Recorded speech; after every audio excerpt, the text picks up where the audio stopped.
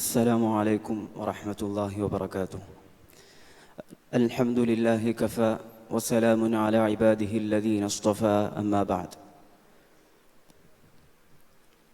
അല്ലാഹു സുബ്ഹാനഹു വ തആല ഖുർആനിലൂടെ പ്രത്യേകം ആദരിച്ച നമ്മളടങ്ങുന്ന മനുഷ്യ സമൂഹം ജീവിക്കുന്ന ഭൂമിയുടെ 2 ഭാഗവും വെള്ളമാണ്. റഹ്മത്ത് എന്ന് അള്ളാഹു പരിചയപ്പെടുത്തിയ വെള്ളത്തെപ്പറ്റിയും അതിനെ ഉപമയായിട്ട് ഉപയോഗിച്ചതിനെ സംബന്ധിച്ചുമാണ് ഇന്ന് ചർച്ച ചെയ്യുന്നത്. വെള്ളത്തിൻ്റെ ചരിത്രത്തിന് ആകാശഭൂമികളെക്കാൾ പഴക്കമുണ്ട്. സൂറത്ത് ഹൂദിൽ അള്ളാഹു പറയുന്നു, വഹുവല്ലദീ ഖലഖസ് സമാവാതി വൽ അർള ഫീ 6 അയ്യാം വകാന അർശുഹു അലൽ മാ.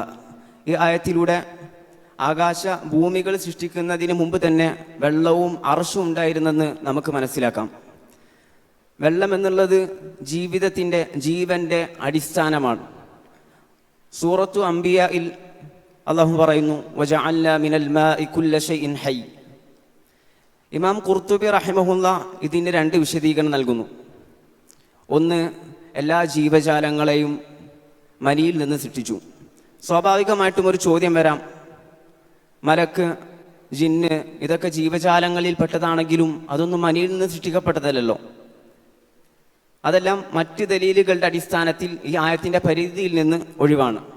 സൂറത്തു നൂറിലെ ആയത്തിൽ അത് വ്യക്തമാണ്, വല്ലാഹു ഖലഖ കുല്ല ദാബത്തിൻ മിമ്മാ. ഭൂമിയിലൂടെ അഴഞ്ഞു നീങ്ങുന്ന എല്ലാ ജീവജാലങ്ങളെയും അല്ലാഹു മനിയിൽ നിന്ന് സൃഷ്ടിച്ചു.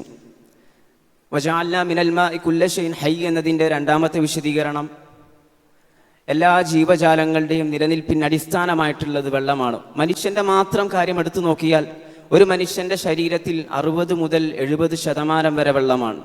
ഇങ്ങനെ ഓരോ ജീവജാലങ്ങളുടെയും അടിസ്ഥാനം, നിലനിൽപ്പിന് ആധാരമായിട്ടുള്ളത് വെള്ളമാണ്. വെള്ളമില്ലാതെ ഒരു ജീവിതം സങ്കല്പിക്കാൻ പോലും സാധ്യമല്ല. വെള്ളത്തെ സംബന്ധിച്ച് ചിന്തിച്ചു നോക്കാൻ നമ്മളൊക്കെ നിരന്തരം ഓതുന്ന സൂറത്തുൽ വാഖിയയിലൂടെ അല്ലാഹു ആവശ്യപ്പെടുന്നു, അഫറഅയ്തുമുൽ മാഅ അല്ലദീ തശ്റബൂൻ. നിങ്ങൾ പാനം ചെയ്യുന്ന വെള്ളത്തെ സംബന്ധിച്ച് നിങ്ങൾ ചിന്തിച്ചു നോക്കിയിട്ടുണ്ടോ? അഅൻതും അൻസൽതുമൂഹു മിനൽ മുസ്നി അം നഹ്നുൽ മുൻസിലൂൻ. മേഘങ്ങളിൽ നിന്ന് അതിനെ വർഷിപ്പിക്കുന്നത് നിങ്ങളാണോ അതല്ല നാമാണോ? ലൗ നശാഉ ജഅൽനാഹു ഉജാജൻ ഫലൗലാ തഷ്കുറൂൻ. നാം ഉദ്ദേശിച്ചിരുന്നുവെങ്കിൽ അതിനെ ഉപ്പ് രസമുള്ള വെള്ളമാക്കുമായിരുന്നു. റഹ്മത്ത് എന്നാണ് മഴവെള്ളത്തെ സംബന്ധിച്ച് അല്ലാഹു ഖുർആനിലൂടെ പരിചയപ്പെടുത്തുന്നത്. സൂറത്തുൽ ആറാഫിൽ വഹുവല്ലദീ യുർസിലു റിയാഹ ബുശ്റൻ ബൈന യദൈ റഹ്മതി. മഴ പെയ്യാൻ കാരണമാകുന്ന വാട്ടർ സൈക്കിൾ എന്ന പ്രക്രിയയെ സംബന്ധിച്ച് നമ്മളൊക്കെ പഠിച്ചു നോക്കിയിട്ടുണ്ടാവും. സ്കൂളിൽ നമ്മളത് പഠിച്ചിട്ടുണ്ടാകും.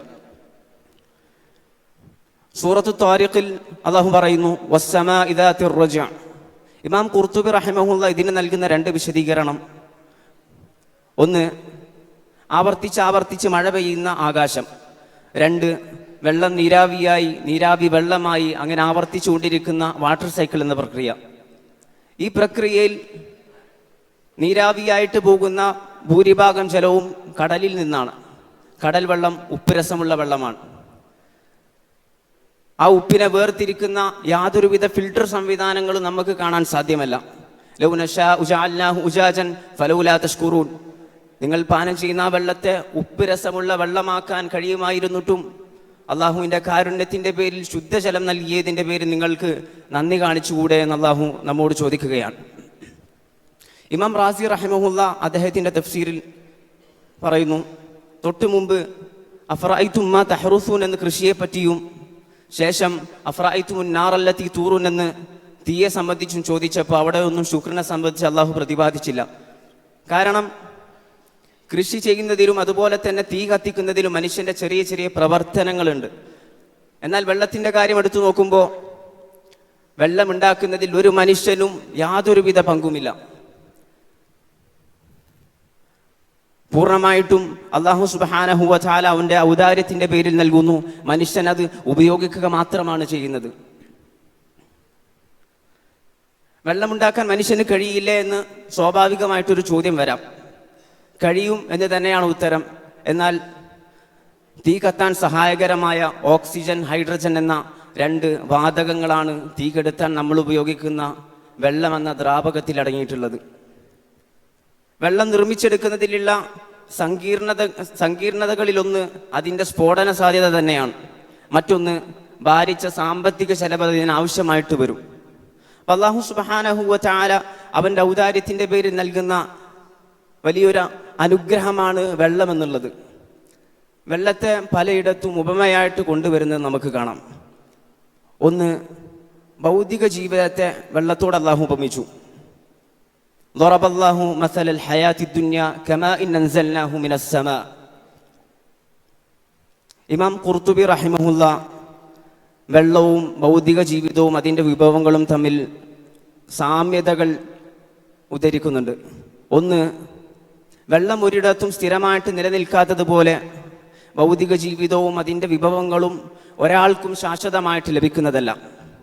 രണ്ട്, വെള്ളത്തിലിറങ്ങിയാൽ നനയാതിരിക്കുക എന്നുള്ളത് അസാധ്യമായതുപോലെ ഭൗതിക ജീവിതവുമായിട്ട് ബന്ധപ്പെടുമ്പോൾ, അതിൻ്റെ വിഭവങ്ങളുമായിട്ട് ബന്ധപ്പെടുമ്പോൾ അതിൻ്റെ ഫിത്നകളിൽ നിന്ന് സുരക്ഷിതനാവുക എന്നുള്ളത് അസാധ്യമാണ്.